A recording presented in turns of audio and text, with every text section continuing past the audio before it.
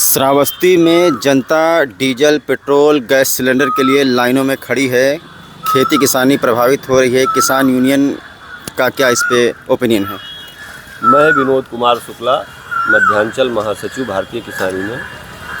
आपके चैनल को बहुत बहुत धन्यवाद और आपके माध्यम से ज़िले के प्रशासन को और उत्तर प्रदेश की सरकार को ये बताना है कि श्रावस्ती जनपद के डीएसओ के द्वारा अभी विगत दिनों डीजल और पेट्रोल के लिए लाइन में खड़ी श्रावस्ती की सम्मानित जनता को अनपढ़ कहा।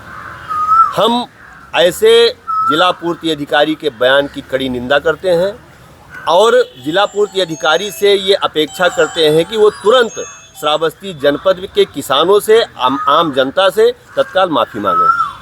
दूसरी चीज़ आपको बताना है कि आज एक और भी गैर जिम्मेदाराना पत्र जो जिला पूर्ति अधिकारी की तरफ से जारी किया गया है, उसमें ये कहा गया है कि जनगणना का कार्य चल रहा है और जनगणना के कार्य को सुचारू रूप से चलाने के लिए हर तहसील में 500 कर्मचारियों के लिए पेट्रोल पंप अलॉट किए गए हैं। वहीं किसानों के लिए वो व्यवस्था की गई है कि किसान पहले लेखपाल के पास जाएगा, लेखपाल से अपने फसलों का प्रमाणीकरण कराएगा और उसके बाद उसे 5 लीटर डीजल दिया जाएगा। मैं आपके माध्यम से उत्तर प्रदेश की सरकार को बताना चाह रहा हूं कि जिस दिन किसान खड़ा हो जाएगा उस दिन आपकी सारी व्यवस्था चौपट हो जाएगी। हमें आक्रोशित मत करिए, हमारे स्वाभिमान को मत जगाइए। हम अगर शांति के पुजारी हैं, अहिंसा के पुजारी हैं, तो हमें क्रांति के लिए मजबूर न किया जाए। हम आपके माध्यम से बताना चाहते हैं, देश में अधिवक्ता बैठा हुआ है, अधिवक्ताओं को कोर्ट में जाना होता है। किसान वादकारी है, न्याय पाने के लिए कोर्ट में जाना पड़ता है।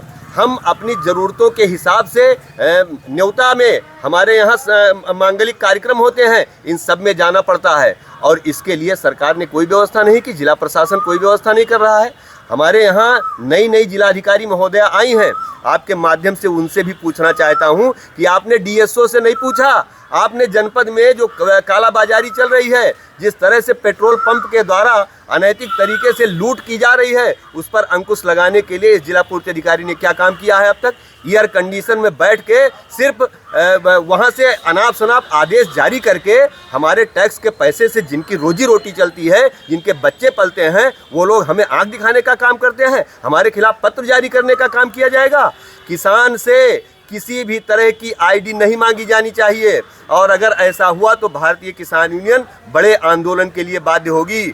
हम वादकारी हैं, हमारा वाद न्यायालयों में चलता है, हमें ब्लॉक जाना होता है, हमें तहसील जाना होता है। मैं आपके माध्यम से सरकारों से पूछना चाहता हूँ, आप जनगणना का काम आपका कर्मचारी करता है, आपने उसको पेट्रोल डीजल दिलवा दिया और जब जनगणना का कर्मचारी हमारे किसान के घर पे पहुंचा तो मैंने कहा मुझे डीजल दोगे, पेट्रोल दोगे तो मैं जनगणना कराऊंगा, अन्यथा नहीं कराऊंगा।